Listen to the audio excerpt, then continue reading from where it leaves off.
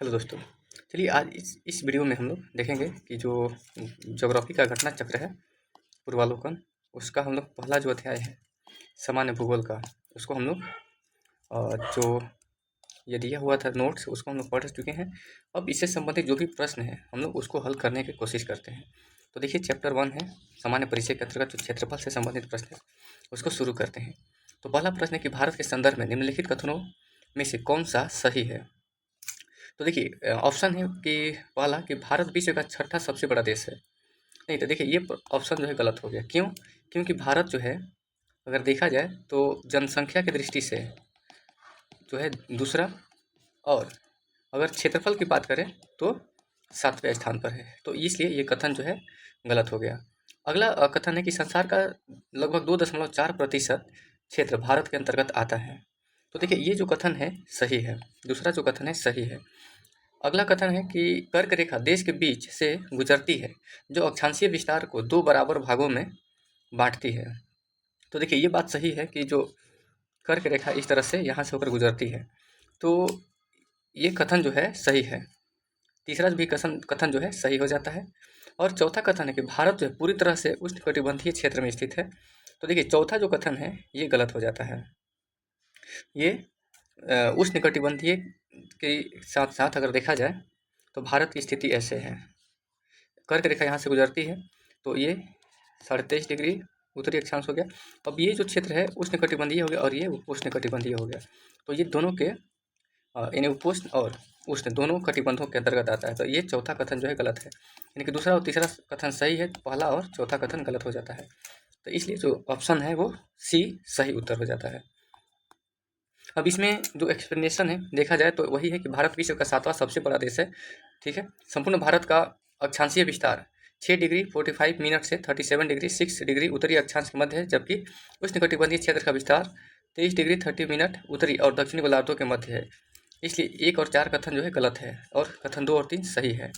अगर देखा जाए तो भारत वही स्थल मंडल के कुल क्षेत्रफल का 2.4% घेरे हुए है और कर्क रेखा देश के बीच से गुजरती है जो अक्षांशीय विस्तार को 2 भागों में विभाजित करती है।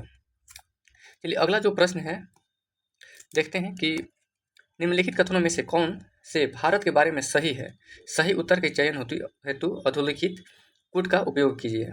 अब यहाँ पर कथन है पहला कि भारत विश्व का 5वां सबसे बड़ा देश है। ये गलत है क्योंकि अभी ऊपर हम लोगों ने पढ़ा कि ये 7वां सबसे बड़ा देश है।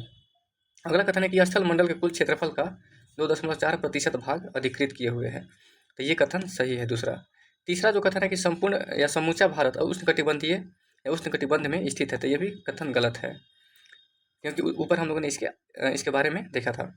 चौथा जो कथन है कि 82 डिग्री 30 मिनट पूर्वी देशांतर का उपयोग भारतीय मानक समय को निर्धारित करता है। ये कथन जो है सही है, यानी कि दूसरा और जो चौथा कथन है सही है, यानी कि ऑप्शन डी। अब देखिए ये जो 82 डिग्री 30 मिनट जो पूर्वी देशांतर है ये कहाँ पर से, नैनी एक जगह है इलाहाबाद के पास या मिर्ज़ापुर के पास, तो वहीं से ये गुजरता है। चलिए अगला कथन है कि क्षेत्रफल की दृष्टि से भारत विश्व के देशों में कौन से स्थान पर है। तो देखिए ये 7वां। अगला अगर प्रश्न देखें तो भारतवर्ष आकार में विश्व का अगर देखा जाए तो 7वां, ऑप्शन सी जो है 7वां सबसे बड़ा देश है। अगला प्रश्न है कि भारत क्षेत्रफल की दृष्टि से भारत का क्षेत्रफल संसार का 2.4% है। भारत का क्षेत्रफल संसार के क्षेत्रफल का 2.4% है, परंतु इसकी जनसंख्या के बारे में पूछा है। ठीक है, तो जनसंख्या देखिए 17.5% है। ये 2011 की जनगणना के अनुसार है। ठीक है, लेकिन अब देखिए यहाँ राउंड फिगर में दिया हुआ है तो ऑप्शन बी जो है सही उत्तर हो जाएगा।